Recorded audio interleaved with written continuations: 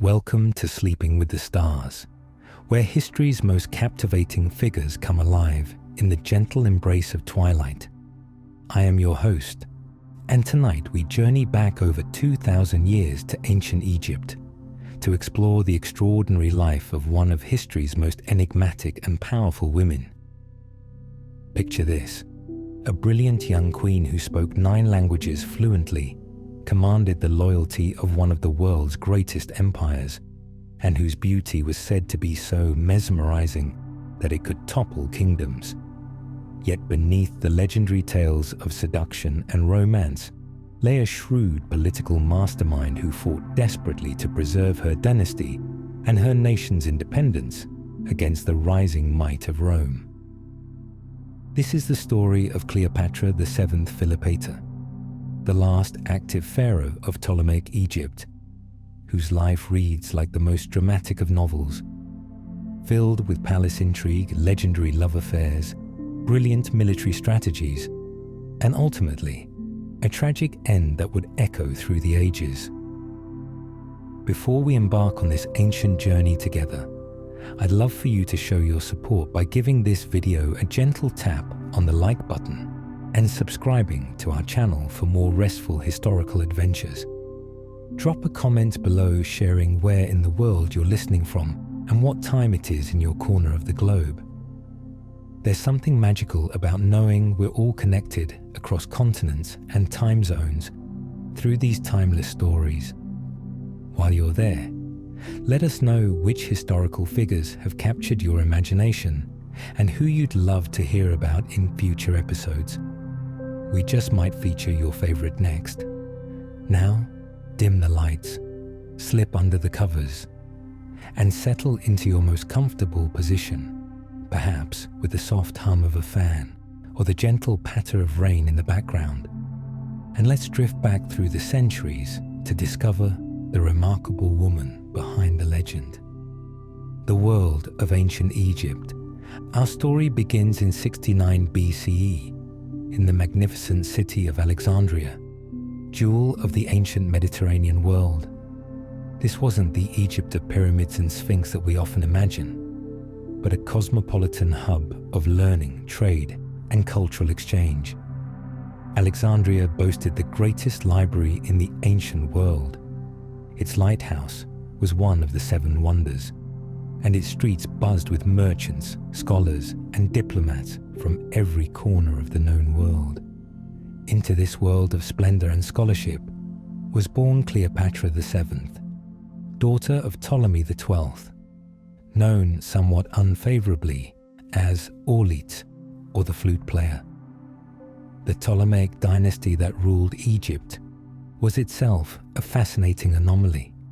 Descendants of one of Alexander the Great's generals, they had ruled Egypt for nearly 3 centuries, yet remained distinctly Greek in culture and tradition. The Ptolemies famously married within their own family to keep the bloodline pure, a practice that would have seemed normal to them, but strikes us as quite alien today. Little Cleopatra grew up surrounded by the opulence of the royal palace, but also by the constant threat of political upheaval. Her father's reign was marked by civil wars, popular uprisings, and the ever-present shadow of Roman influence. Egypt, while still wealthy and powerful, was no longer the dominant force it had once been. Rome was rising, and smaller kingdoms like Egypt found themselves walking an increasingly precarious tightrope between independence and subjugation. A princess's education. From her earliest years, Cleopatra received an education that was extraordinary, even by royal standards. She was tutored by the finest scholars in Alexandria, learning not just the traditional subjects of mathematics, philosophy, and rhetoric, but also practical skills of statecraft and diplomacy. Most remarkably, she was the first Ptolemaic ruler in 3 centuries to learn the Egyptian language, showing an early understanding that to rule Egypt effectively, one must truly understand its people. The young princess displayed a remarkable aptitude for languages, eventually mastering 9 different tongues, including Greek, Egyptian, Hebrew, Arabic, and Latin. This linguistic prowess would later prove invaluable in her diplomatic dealings with various nations and peoples. But perhaps more importantly, her education instilled in her a deep appreciation for Egyptian culture and religion, something that set her apart from her Greek-oriented predecessors. As she grew into adolescence, Cleopatra would have witnessed the increasing instability of her father's reign. Ptolemy XII was forced to flee Egypt twice, seeking refuge and military support from Rome. Each time he returned, it was with Roman legions at his back, making it clear that Egypt's independence was increasingly nominal. These early experiences taught Cleopatra crucial lessons about power, survival, and the delicate art of managing relationships with Rome while maintaining Egypt's dignity and traditions. Ascending to the throne. In 51 BCE, when Cleopatra was just 18 years old, her father died, leaving her to inherit a kingdom in turmoil.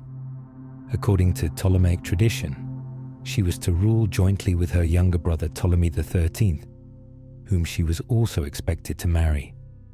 This arrangement, while customary, was fraught with tension from the beginning. Cleopatra was intelligent, ambitious, and had clear ideas about how Egypt should be governed, while Ptolemy V was only 10 years old and heavily influenced by his advisors, particularly the cunning eunuch Pothinus and the general Achilles.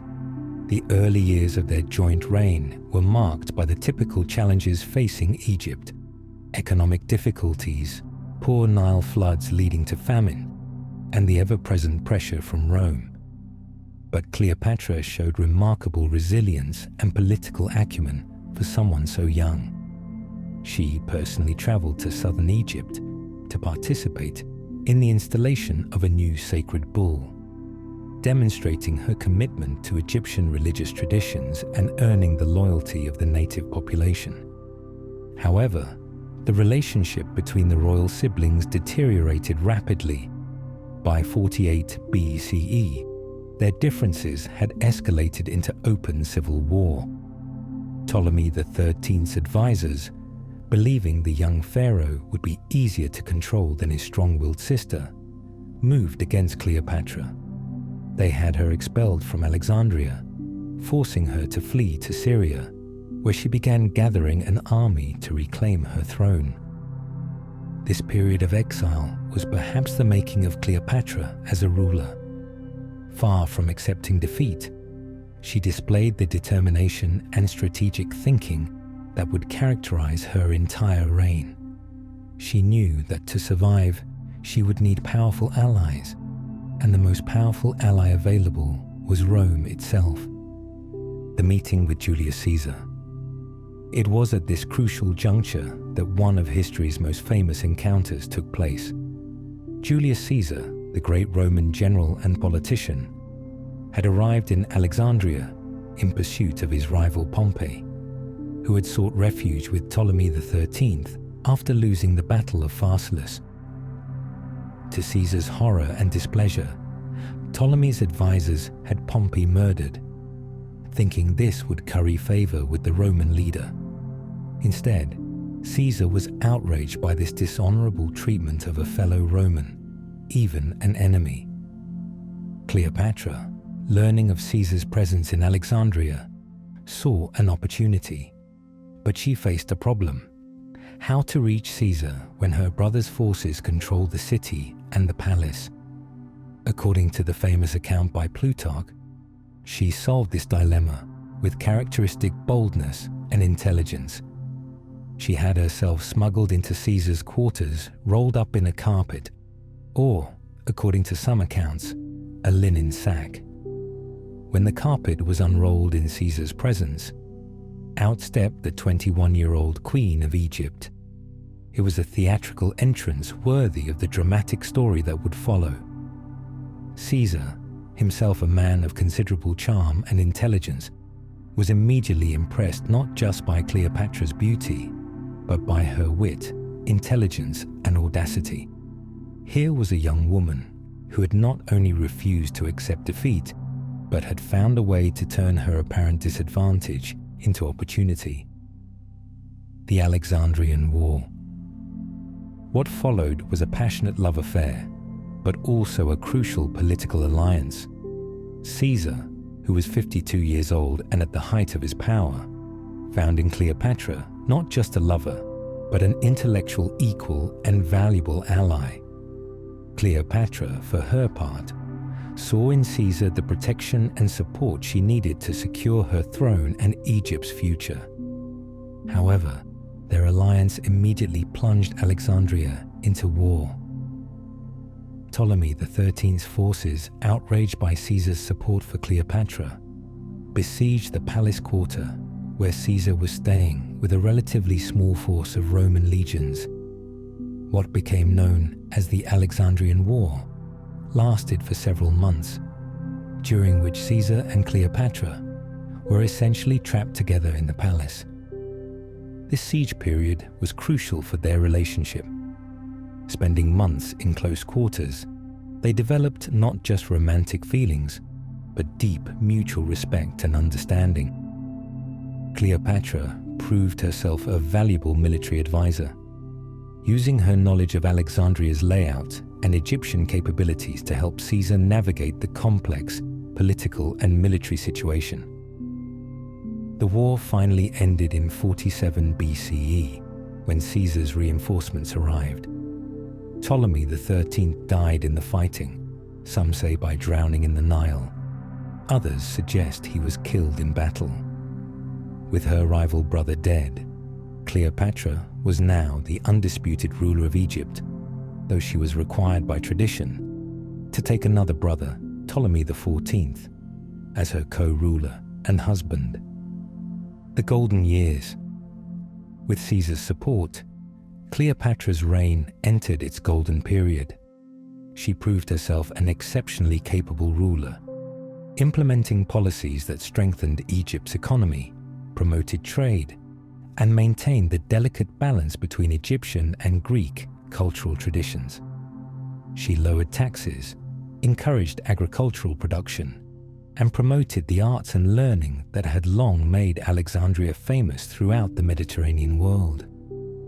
During this period, Cleopatra also gave birth to a son, whom she named Caesarion, claiming Caesar as the father.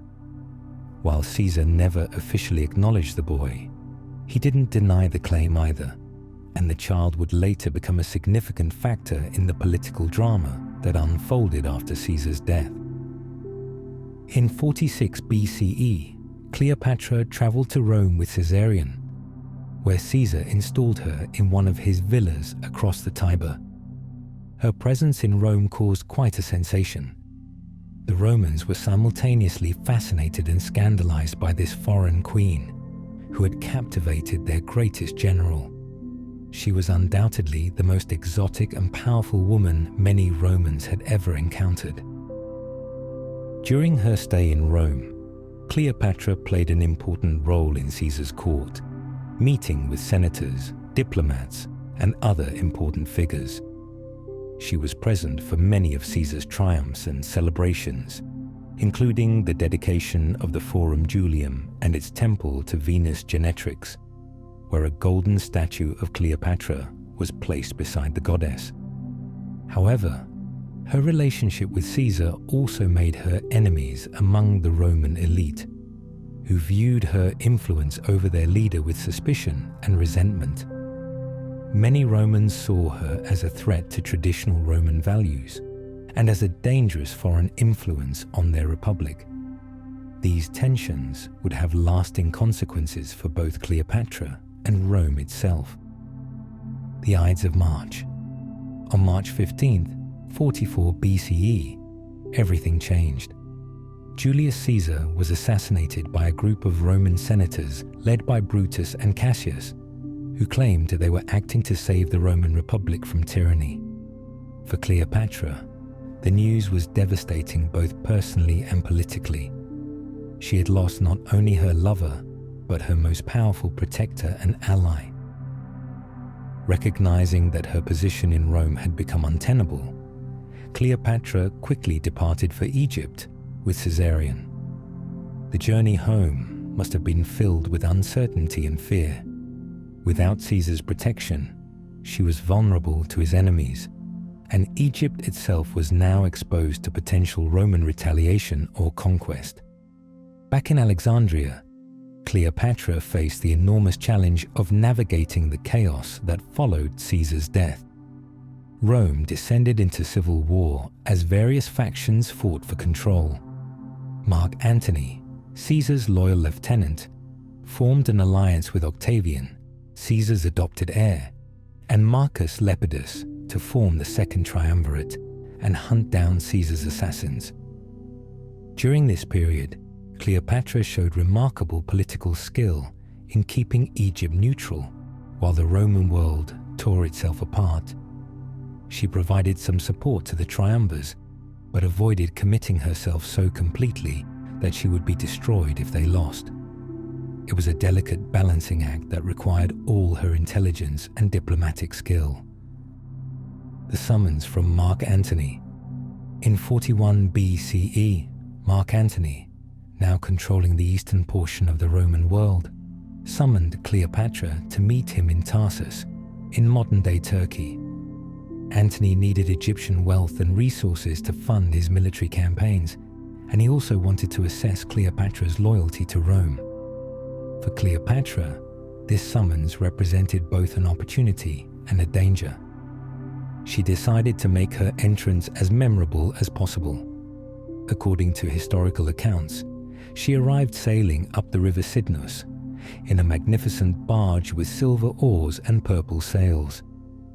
She was dressed as Aphrodite, the goddess of love, surrounded by children dressed as cupids and attended by her most beautiful servants. The spectacle was so magnificent that crowds gathered on the riverbanks to watch, and even Antony's own soldiers were drawn to witness the scene. This theatrical entrance was classic Cleopatra, using pageantry and symbolism to make a political point.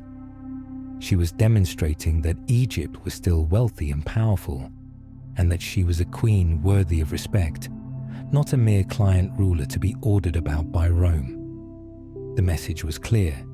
She was coming to meet Antony as an equal, not a supplicant. The love affair with Mark Antony. The meeting between Cleopatra and Mark Antony quickly blossomed into a passionate love affair that would dominate both their lives and the politics of the Mediterranean world for the next decade.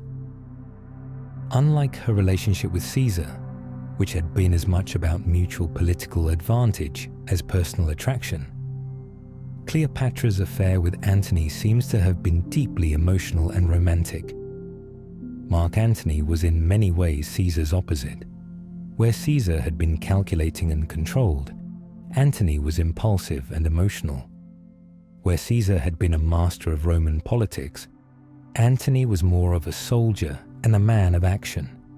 He was also by all accounts a man who enjoyed life's pleasures, good food, wine, entertainment, and the company of beautiful women.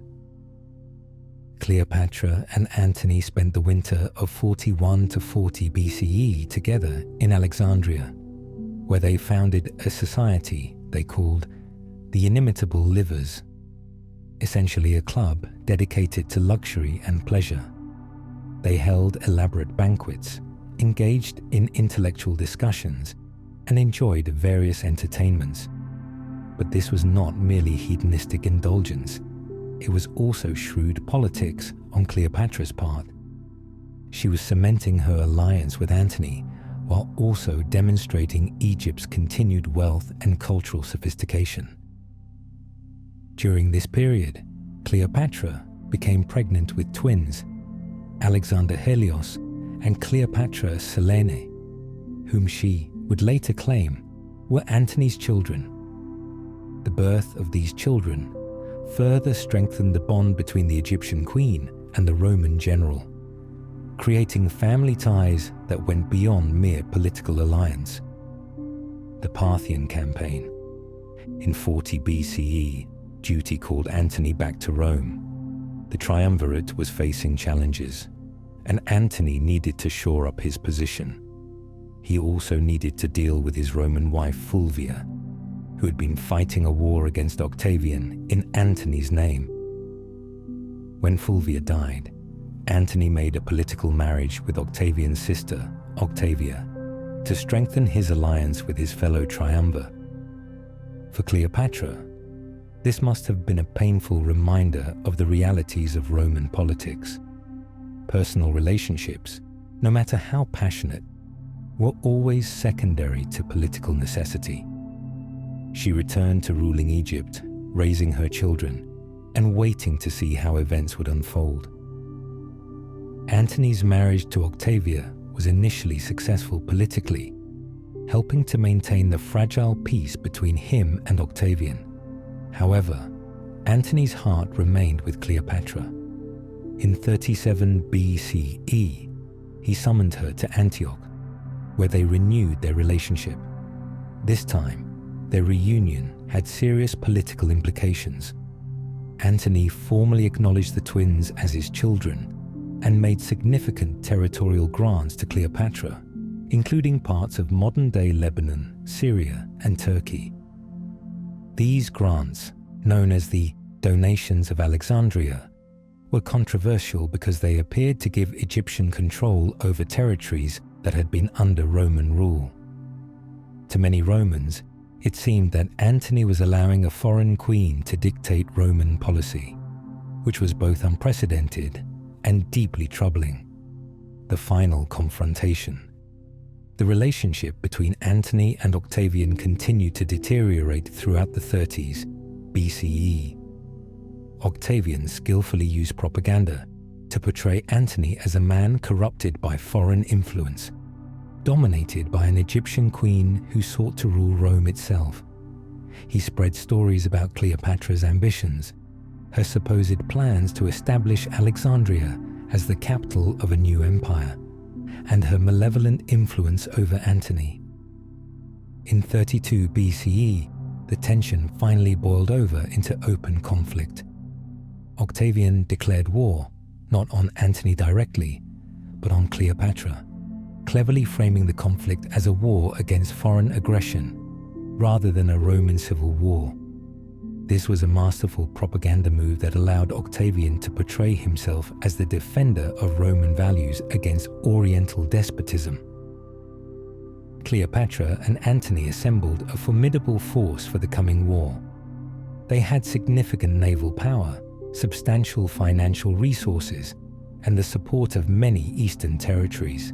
However, they also faced significant disadvantages. Many of Antony's Roman supporters were uncomfortable with his relationship with Cleopatra and gradually drifted away from his cause. The war was as much about winning hearts and minds as about military might, and in this propaganda war, Octavian proved more skillful. The Battle of Actium. On September 2nd, 31 BCE, the decisive battle took place at Actium, off the western coast of Greece. This naval engagement would determine the fate of the Roman world and, ultimately, of Cleopatra herself. The battle was hard fought, but several factors turned it in Octavian's favor. Key among these was the defection of some of Antony's allies at crucial moments in the fighting. According to most historical accounts, at a critical point in the battle, Cleopatra's ship suddenly withdrew from the fighting and sailed away. Antony, seeing this, abandoned his own ship and followed her. This retreat effectively ended the battle, giving Octavian a decisive victory. The reasons for Cleopatra's withdrawal have been debated by historians for centuries. Some suggest it was cowardice, or that she had secret agreements with Octavian. Others argue it was a strategic decision, that the battle was already lost, and withdrawal was the only way to preserve their remaining forces and treasure for future resistance. Still, others believe it was a prearranged signal that the situation had become hopeless. Whatever the truth, The Battle of Actium was a catastrophic defeat for Antony and Cleopatra. Their remaining forces largely dissolved, and they were forced to retreat to Egypt to make their final stand. The last stand in Alexandria. Back in Alexandria, Cleopatra and Antony tried desperately to rally support for continued resistance. They sent embassies to various eastern kingdoms seeking support, fortified Alexandria's defenses, and even considered fleeing to India or other distant lands where they might rebuild their power. However, their options were rapidly diminishing. Octavian, now calling himself Caesar, as he was Julius Caesar's adopted heir, methodically advanced on Egypt. He had no intention of allowing Cleopatra and Antony to escape and potentially return to challenge him in the future. Moreover, he needed Egypt's wealth to pay his armies and consolidate his power in Rome. During these final months, both Cleopatra and Antony seemed to have been preparing for death. They dissolved their old club of inimitable livers and founded a new one called the Partners in Death, suggesting they were resigned to their fate, but determined to face it together with dignity. Cleopatra, ever the strategist, also began negotiating secretly with Octavian. She may have hoped to save her children, preserve Egypt's independence, or at least secure honorable terms for surrender. Some historians suggest she was even considering betraying Antony to save herself, though this remains controversial and unproven. The deaths of Antony and Cleopatra. In July 30 BCE, Octavian's forces finally reached Alexandria. The end came swiftly. Antony, falsely informed that Cleopatra had already killed herself, fell on his sword in the Roman tradition. However, he was not immediately killed by the wound and was carried to Cleopatra's mausoleum, where he died in her arms. Cleopatra was captured by Octavian's forces and held under guard. She attempted to negotiate with the Roman leader, even meeting with him personally. However, it soon became clear that Octavian intended to take her to Rome as a prize in his triumph, parading her through the streets as a captive queen for the entertainment of the Roman people. For Cleopatra, this prospect was unbearable. She had been a powerful queen, ruling one of the world's great civilizations. The idea of being displayed as a conquered trophy was antithetical to everything she represented. She resolved to die by her own hand, maintaining her dignity and control over her fate, even in defeat. The exact details of Cleopatra's death are debated. The most famous account, popularized by later writers and artists, describes her allowing a poisonous asp, cobra, to bite her. However, some historians suggest she may have used a quick-acting poison instead. Whatever the method, on August 10th, 30 BCE, Cleopatra VII Philopator, the last active pharaoh of ancient Egypt, died at the age of 39. She was found dressed in her royal robes, wearing her crown, positioned on a golden couch as if she were merely sleeping. Even in death, she maintained the dignity and majesty that had characterized her reign. Her two faithful servants, Iris and Charmian, died with her, loyal to the end. The end of an era. With Cleopatra's death, the Ptolemaic dynasty that had ruled Egypt for nearly 3 centuries came to an end. Egypt became a Roman province, ending over 3,000 years of pharaonic rule. Octavian, who would soon become Augustus, the first Roman emperor, had succeeded in his goal of eliminating his rivals and consolidating power. Caesarion, Cleopatra's son, by Julius Caesar, was murdered on Octavian's orders, eliminating any potential challenge to his authority.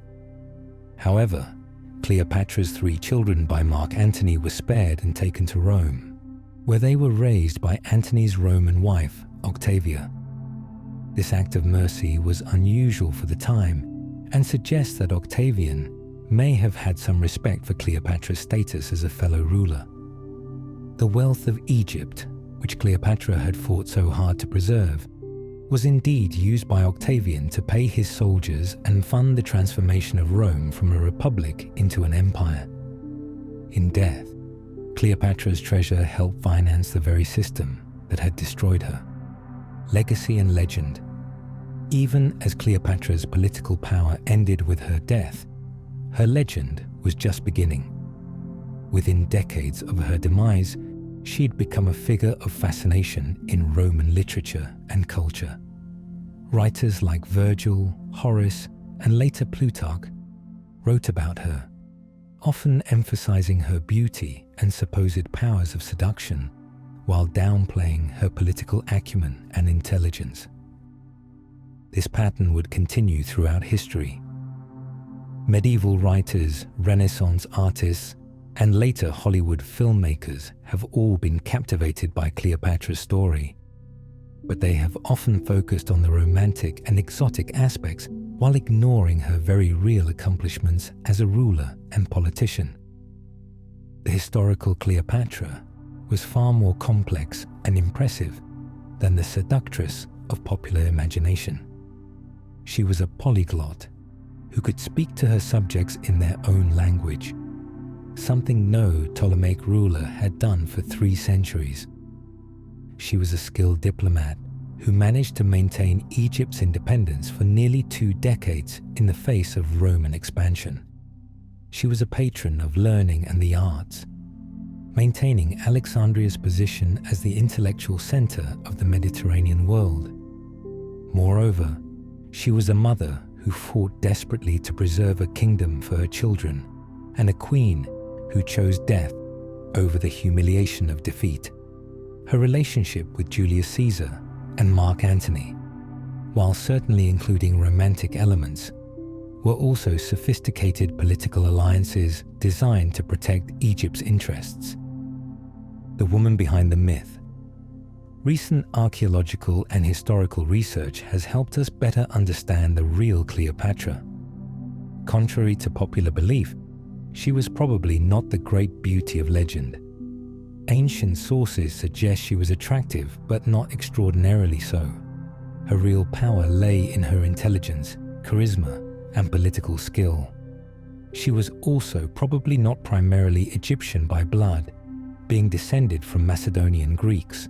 However, her identification with Egyptian culture and her efforts to learn the Egyptian language and participate in Egyptian religious rituals showed a political sophistication that served her well in ruling a diverse population.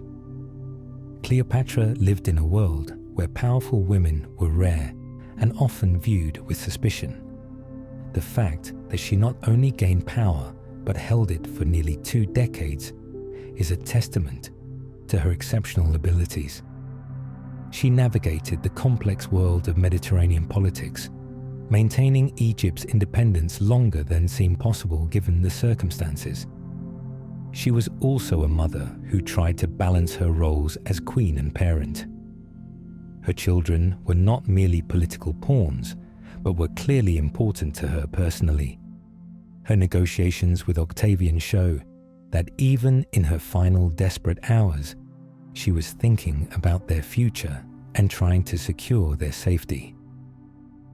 Understanding the historical context. To truly appreciate Cleopatra's achievements, we must understand the world in which she lived. This was a time of tremendous change and upheaval.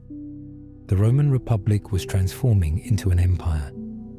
Traditional kingdoms were being absorbed into Roman control, and the balance of power in the Mediterranean was shifting dramatically.